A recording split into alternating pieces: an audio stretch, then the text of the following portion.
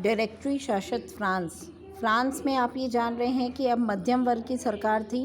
Jacobian का पतन हो चुका था और संविधान के तहत जो संपत्तिहीन तबके थे उन्हें मताधिकार से वंचित कर दिया गया था। इस संविधान में 2 चुनी विधान परिषदों का प्रावधान था। इन परिषदों में 5 सदस्यों वाली एक कार्यपालिका और डायरेक्टरी थी और इस प्रावधान के जरिए जैकोबिन के शासन वाली एक व्यक्ति केंद्रित कार्यपालिका से बचने की कोशिश की गई थी। लेकिन डायरेक्टरों का झगड़ा अक्सर विधान परिषद से होता था और तब परिषद उन्हें बर्खास्त करने के लिए सोचती थी। डायरेक्टरी की राजनीतिक अस्थिरता ने सैनिक तानाशाह नेपोलियन बोनापार्ट के उदय का मार्ग प्रशस्त कर दिया। अब धीरे धीरे नेपोलियन जो है वहाँ पे प्रभावी होने लगे। आइए अब हम देखते हैं कि फ्रांस में महिलाओं की भी कुछ क्रांति हुई थी। महिलाओं की क्या स्थिति थी? महिलाएं जो थी वो शुरू से ही फ्रांस में बहुत दबकर रहती थीं। तीसरे स्टेट की अधिकांश महिलाएं जो है वो सिलाई बुनाई और घर में काम करती थीं और उन्हें व्यावसायिक प्रशिक्षण के मौके नहीं मिलते थे। केवल कुलीनों की लड़कियां, तीसरा स्टेट के धनी परिवारों की लड़कियां ही कॉन्वेंट में पढ़ पाती थी। इसके बाद उनकी शादी कर दी जाती थी। कामकाजी महिलाओं को अपने परिवार का पालन पोषण भी करना पड़ता था, जैसे खाना बनाना। उनकी मजदूरी पुरुषों की तुलना में बहुत कम थी। अपने हितों की हिमायत करने और उन पर चर्चा करने के लिए खुद राजनीतिक क्लब उन्होंने बनाए, अखबार निकाली और 60 क्लब जो है वो अस्तित्व में आए। मेन है the society of revolutionary and Republican women, ये सबसे मशहूर क्लब था। महिलाओं और पुरुषों के उन्होंने कहा महिलाओं को भी पुरुषों की तरह राजनीतिक अधिकार होने चाहिए, उन्हें मत अधिकार मिलना चाहिए, असेंबली में चुने जाने का अधिकार होना चाहिए। तो इस तरह से जो है महिलाओं ने भी अपनी आवाज़ उठाई। राजनीतिक अधिकारों के लिए महिलाओं ने संघर्ष अपना जारी किया। आतंक राज के दौरान सरकार ने महिलाओं क्लबों को बंद करने का प्रयास किया, उनकी गतिविधियों पर प्रतिबंध लगाने का प्रयास किया, कानून बनाए उसके लिए, पर जानी मानी महिलाओं को गिरफ्तार भी उस समय किया गया और फांसी पर भी चढ़ा दिया।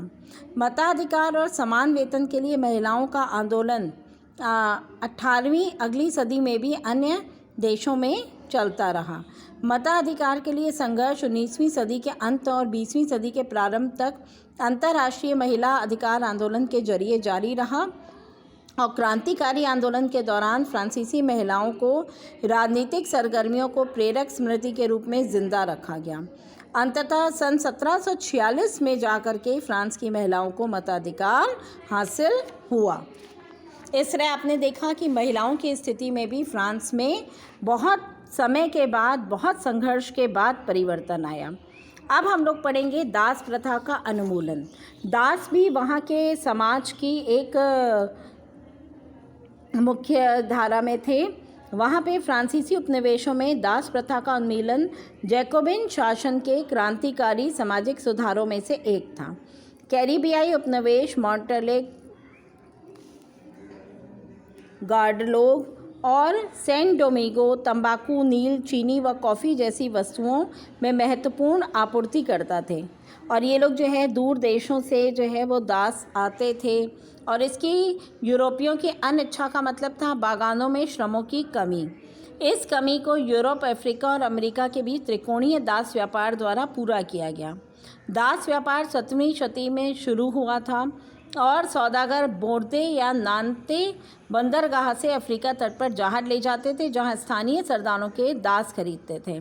दासों को दागा जाता था, हथकड़ियाँ डाल करके अटलांटिक महासागर और कैरिबियाई देशों तक 3 माह की लंबी समुद्री यात्रा के लिए जहाज़ों में ठूस कर ले जाया जाता था। वहाँ चीनी, कॉफ़ी, नील की बढ़ती मांग को पूरा करने के लिए इन दासों को काम पर लगाया जाता था। नेशनल 18वीं सदी में दास प्रथा ज़्यादा जिंदा नहीं हुई और क्या हुआ कि उपनिवेशों में रहने वाली प्रजा सहित फ्रांसीसी प्रजा को प्रदान किए जाए या नहीं, परंतु दास व्यापार पर निर्भर व्यापारियों के विरोध के भय से नेशनल असेंबली में कोई कानून नहीं हुआ।